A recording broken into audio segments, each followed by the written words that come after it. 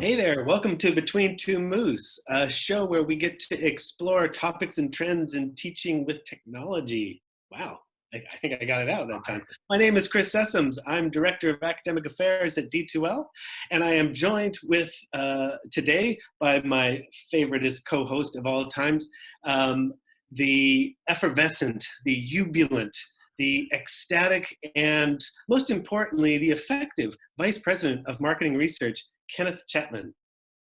Ken, Hi, well, Chris. good to see you. Today, we're going to explore a topic that I think is really has a lot of angles to explore, a lot of corners to sniff around in. I'm talking about the future of transcripts and credentialing. So let's consider the student transcript for a moment here. It's been around for about 100 years. It's a paper record of the students' academic achievements, of documenting completed courses, grades, and awards achieved. But does my educational transcript actually reflect or capture what I really learned, or the skills that I got, or maybe some of the co-curricular activities that were an incredibly important part of forming who I am? Who should transcripts be for, and where do we even begin looking at this? Ken, I know this is something that's a topic that you think about and you talk to clients about. Where do we begin with transcripts? Yeah, where do we begin, Chris? There's so many different facets of this, and you know, you were saying you know, a transcript is something that fits on a piece of paper. Worse than that, you know, if you think about the amount of time that you've spent in classrooms and even broader in learning throughout your life, it fits in an envelope. There is so much more to me and my growth and everything that I've learned and been inspired by and bored by that shouldn't fit in an envelope. But today it does. So let's talk about some of the reasons maybe why and what's preventing us from getting there. In preparation for us doing this episode today, I went back to my alma mater and I thought, well, they're a very digitally progressive university. They're very innovative in a lot of ways. And a lot of the examples I brought out of amazing institutions actually come from my alma mater. I won't name them today. You can look it up online, I'm sure. But I looked at what would it take for me to get a transcript. And to look at that, I can get it through fax. I can get it through mail or in person. Mm-hmm. And the level of detail I'm going to get for that is one line per course that I took and a grade output. Mm-hmm. And you know, to me, the starting point there is really a one about ownership. My transcript is mine. It is a record of my learning. It is an indicator or a lens into who I am, what I know, what I should be able to do. And a wall between an institution that I worked at and was credentialed at really shouldn't belong in something that is my data and belongs to me. And so when we think about transcripts, you know, in a lot of ways, to me, it folds into that really broad definition of accessibility and in data ownership and data privacy. And you know, as much of a summative record as it is, it's still mine. Well, I like how you described it as a record. I've also seen transcripts being described almost as a ledger, right? You know, sort of a comprehensive list of all the things that you could do, but instead it just says, here's where I got in French 101 and a grade. It doesn't even touch on the fact that I had to do multiple oral presentations and demonstrate mastery to not only a professor, but a room full of my peers. I can't tell you how much sweat I expended in that process, how much time, hours and hours I spent rehearsing, learning, you know, trying to master this language. But all it says is, Chris, French 101 B, you know. It doesn't even at all capture what I think a transcript should be doing, which is a more fuller ledger or document that says these were the different skills that I was participating in and actually did well in, maybe. It would be nice, I feel like, if the transcript was more than just, it could fit in an envelope. I mean, and for me, that you touched on this earlier, Ken. So who's the transcript for? Right. It's for me, right? And I know the institution needs to keep a record for historical purposes and to document and validate that I went and attended that institution. But this piece of paper, I never know what to do with my transcript. It only got me into a graduate program. It has done nothing. It didn't document anything other than I passed this, level of coursework, and that's it. Can it be more? And what kind of form might it take? Should Yeah. it be more like a portfolio, or? Well, I was going to talk about that. I mean, it can be more, and I think it needs to be, and it needs to be in much more of a systemic way than, in my experience, has been more of an accidental way. So, to give you my perspective as somebody that has hired hundreds and hundreds of engineers, designers, anthropologists, everything in between, I gave very, very little weight to a transcript, because that single line that tells me what grade they received doesn't really tell me a whole lot about them. And in some cases, seeing a 96 or a 98 can be a red flag that you've got an individual that was studying for the test, that was looking to game towards grades rather than to have a truly growth mindset, to be inspired, to be creative, and those types of elements. So my experience just from the employment side, which a lot of people are in higher education such that they can get gainful and meaningful employment and support their families and their communities, right? From an employer perspective, those people that really are successful and that capture your attention in conveying what they've done in their academic careers have assembled some sort of portfolio. But really often that relies on the individual time spent by the student themselves. Maybe they had some good mentors at an institution, but not something that was done in a really systemic way. And I think what's difficult about that is, at least in my experience, I haven't seen a lot of learners being taught how to curate, assemble, and present what they've learned without having that really upstream in how their curriculum and their course programs are presented to them. So Mhm. I think that's a major challenge to think about, but a really key stakeholder to look at are those employers that are going to be consuming these transcripts. That's a really good point, Ken, because that's one of the things I'm curious about from an employer standpoint of view. In the U.S., when I hired folks as a manager in various roles, I never saw a transcript. I never even knew I could ask for one. So I'm curious about how employers use transcripts overall, and how those could be more beneficial to them. I would think it would be really good if I were hiring folks to know that in their undergraduate studies, for example, that they were involved, let's say, in athletics, and that they were a team captain. To me, like you were just saying, Ken, that's a much bigger indicator of, I feel like, somebody that's going to be a good team player on my team versus somebody that just got straight A's in all their courses. So I think you bring up a real interesting point there. Can employers have an influence over what an academic transcript looks like, or should they? Or I think they're starting to. So, one of the things that's really interesting about what we do at D2L is, we work with higher education institutions, but we also work with corporate learning organizations.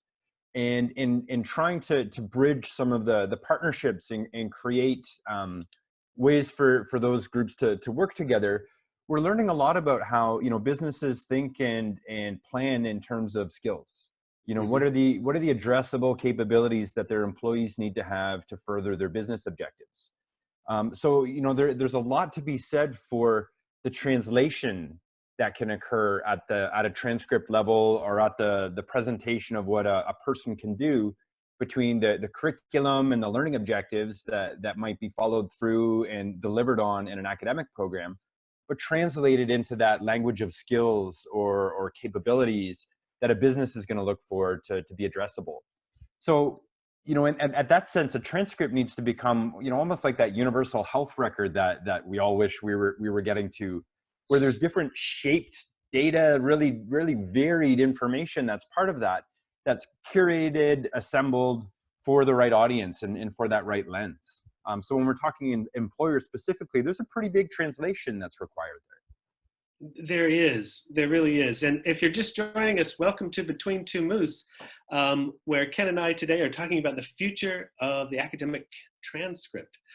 And if you have any questions, please feel free to write those down below. We'll get to those as soon as we can. But Ken, one of the things that I'm thinking about and you touched on something that I've seen some writing about related to the digital learner record or the comprehensive learner record. So there's a lot of institutions working on this problem, but I'm still seeing, I feel like all these institutions working, while they may be working together at some capacity, they're still kind of doing their own thing. So one of the challenges that I see right now is I'll just call it a category challenge. Like, what are the different, how do we qualify non-academic accomplishments? Like, what are the categories that we need to identify as being meaningful to employers? Is this something we can leave in the hands of institutions to figure out, or is there another body that needs to be a part of the process of stitching this all together? I'm curious about, to me, one of the biggest challenges here is standardization, if that makes sense. You know, can we have a set of terms that we all agree on? Yeah, I agree that that's going to be one of our top challenges. I'm encouraged. You know, I've been, I know IMS Global. They've done some phenomenal work to standardize and really further at a community and at a category level, as you say, some big initiatives, some hard, sticky tasks. So them taking on the comprehensive learner record, I think is very commendable, and it has me pretty optimistic because of the way they're talking about it. You know, they're talking about it as a technology challenge, you know, as the need to standardize.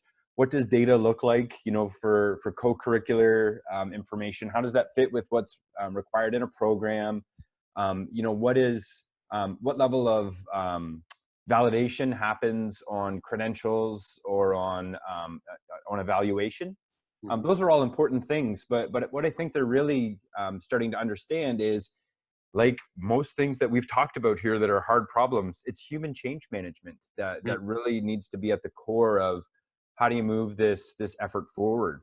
You know, that we need to empathize and understand with everybody involved in the capture and dissemination of information in a transcript. Why is there a change in paradigm? What's necessary about it? Who's involved in doing that?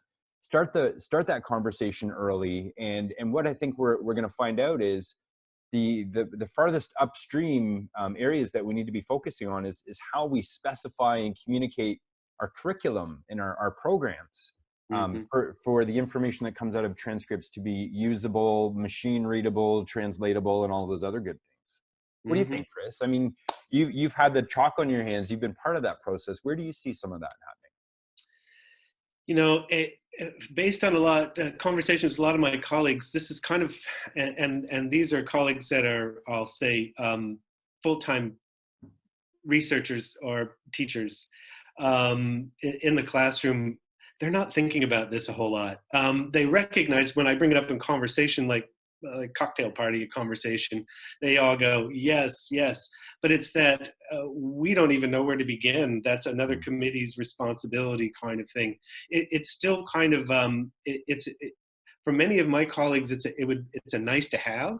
This would be a really nice thing to have, but they aren't seeing it through the lens of, I want to say, the students who have a much different feeling about this, as they are very nervous about how they're going to get hired and where they're going to end up, and not making minimum wage if they can help it. And so that's really one of the things that I see this more as an administrative task, but it requires a certain level of leadership and vision that I'm starting to see bubble up now. This is the comprehensive learner record's been around for a while as a concept, and many institutions are playing with it, but we haven't really, there's been no compelling reason to everybody needs to switch or adopt a new stance, which makes me go, well, how long is this going to go on? What could we do to help sort of tip this scale a little bit to make it more of an important component of a very, I'm going to call it a learner-centered strategy or student-centered strategy from an institution. Right. I mean, a lot of institutions have gotten into a status quo mode because they've done things that are most convenient for them. Right. And I think the competition of higher education today is going to require, or the competition that grows into the future is going to force institutions to be more responsive to students, and especially when it comes to employment, because that seems to be a real hot topic. I mean, I hate to say it, Ken, I went to college so many years ago that I just knew that if I went to college, I was going to get a job. I mean, Yep. I didn't even think twice about it. But I think in today's age, when I look at my son and I look at his peers who are in their 20s, they don't have the same feeling about college that I Right. had. So they're looking at it from a much different lens of a very highly competitive market. And then how do they fit in it? And what ways can their institution give them an advantage?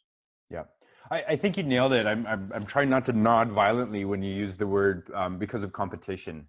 I hate to characterize higher education as a market, but it is. And I mean, there's only a certain pool of potential learners and enrollments.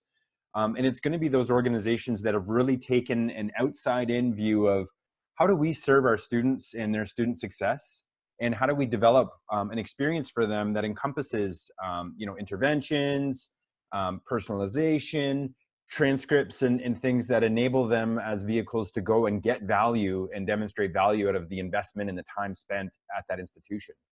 And in my experience, a lot of online schools are starting to figure that culture out a little bit more in a more sophisticated manner. And again, probably because they're trying to attract different students, that new traditional learner or whatever we want to call it, wherever they have the ability to be recognized for prior learning, prior expertise, capabilities, they have less friction, they have less barriers to their success. And a lot of that can be enabled greatly by an institution providing a more robust transcript or a record of their learning. Mm-hmm. We see that a lot in adult learning programs and the different spectrums of competency-based or mastery-based programs, that recognition of what's come before. And that's really hard to glean from that single line in a grade.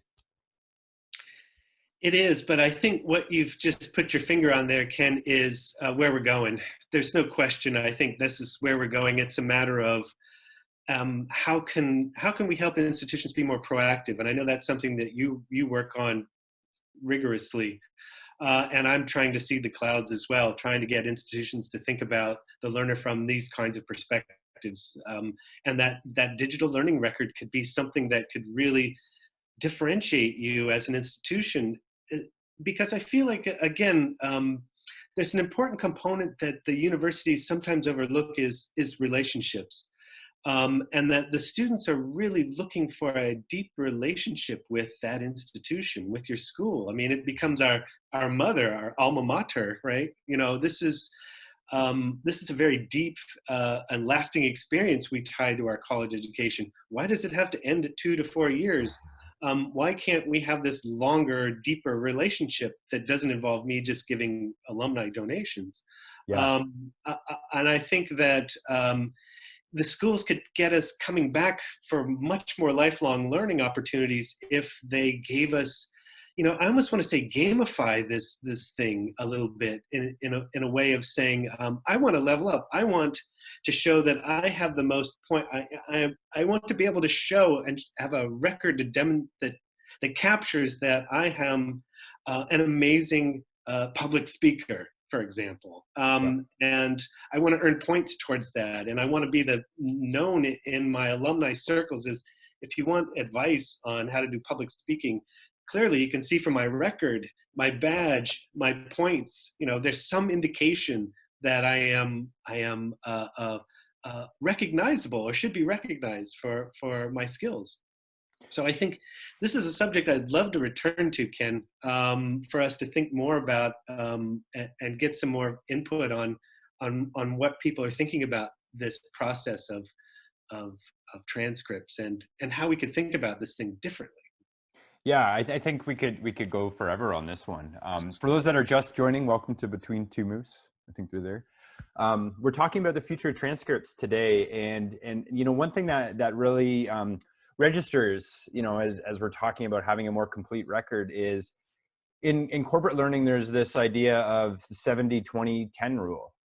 You know, where 70% of the learning that you're doing is on the job, is sort of just in time and done individually. You know, 20 is through a mentorship, and 10 is through your traditional classroom training. So when people are, you know, when an institution is striving to have that lifelong relationship, you know, when they're trying to create not what's the 4-year curriculum to hang on to Dr. Sessoms, but what's the 60-year curriculum to maintain a relationship with them, how do I take advantage of, leverage, and embrace what you can learn from that 70% of time that's spent on the job, learning what they do enjoy, what they don't enjoy, and really creating immersive and meaningful programs and growth opportunities based on that.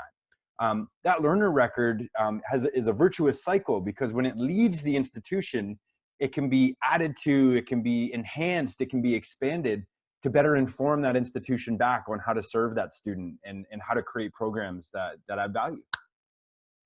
I think so. And to me, you know, as I start to really tip this over a little bit, I feel like there's all sorts of things we haven't even begun to even think about in terms of ways to keep learners engaged with the institution. Again, as you said, throughout our lifetime, and to be able to have a record that shows my relationship with that institution, that when others log into the institution site and they're looking for you know, forming their own networks or looking to expand their networks, they're able to locate students and locate alums and say, hey, I don't think we've even begun to, I don't think institutions have really begun to do that. The only ones I know for sure is like the Harvard MBA program. You get a list of everybody that's in your MBA class, Right. and then the whole idea is that's a networking opportunity for you, and it's yours to take. Why aren't we doing that with other programs? Why does it have to be so hard for me to locate somebody that went to my school and I could identify what skills they have? I think this could really, this could benefit not only the students in terms of a transcript, but that transcript could hold all other kinds of information that would be valuable to me as an adult in the marketplace, trying to figure out where I best fit. Yeah, So so for our watchers or our viewers today, if you're experiencing some barriers to this, you know, if you've found some ideas that are really taking hold, we'd love to hear about those. You know, we're constantly in a learning mode about what works, and trying to share those things with the institutions we deal with on a day-to-day basis. Chris, I will say in this conversation, I've been trying so hard not to mention the blockchain. Um, and you know, the hash graph, the faster, more efficient cousin of the blockchain. Reason being is I think, you know, we've talked a lot about it on this series, that technology coming first really just flattens out the problem and removes the ability to improve things, you know, and engineer them at the root cause and for specific purposes. So I'll take this moment to acknowledge that in comprehensive learner records, you know, in a transcript, distributed ledgers like the blockchain are going to be really valuable. You know, that's how you vet, you know, evaluation and credentials across the community. That's how you ensure ownership, and I can maintain and make that portable in a wallet. But that's simply a container and a means to an end. You know, it's an implementation detail. It's all of these sticky conversations that we're having here that are really the transformative elements of that transcript. I get that, you know, and I've also seen on a similar vein, Jim Groom, edupunk hero of mine, has that domain of one's own. That I remember him sharing this idea of, wouldn't it be cool when you came into college or even high school, you've got your own domain, and that became the place where you could put your learner records, you can put all of your it could be your portfolio that you carry with you. It could be the way you communicate, interact with so many different digital domains. It's I feel like we've just scratched the surface of this, but I think the transcript is part of it. Signifies something much deeper that could be looked at within the institution around skills and qualifying who we are and our Mhm. skills and our competency levels, our fluency levels, around a whole lot of topics that we've barely scratched the surface. So I'm really excited that we've started this conversation, Ken. And I think this folks are going to be talking about this more and more as we move forward. We're knocking off once we got online learning as an acceptable medium in higher education, now we can start taking it to the next level, because the fact that I can't get over how you started this conversation about everything I learned in my 4 to 6 years of college, I can slip inside an envelope. It's Yep. represented inside a one-page document, an envelope. That's, Yep. in this day and age, that seems so archaic. Yeah. And I think we owe ourselves a little more. We could use the technology to enhance. I'm not a technocrat per se, but this is a place where I think technology could really come to our advantage. So as the technocrat on the episode, I'll give you my final thought. I think it's really worthwhile as educators, as administrators, when thinking about how do you start to arm and prepare for this, really transformation of the transcript, to think about the quantified self, to think about what people do to measure their health and fitness today. Look at the learning objectives, the curriculum that you create, sort of as the context. What are the goals? What are actually measurable and visible for growth? What are the sensors? Where do you need to take input? Because all of the ways you can take input on how a student is doing and the performing, and are they orthogonal to the way you're trying to line up an activity with their skills, or are they right in line with it? That's not summarized in the final grade.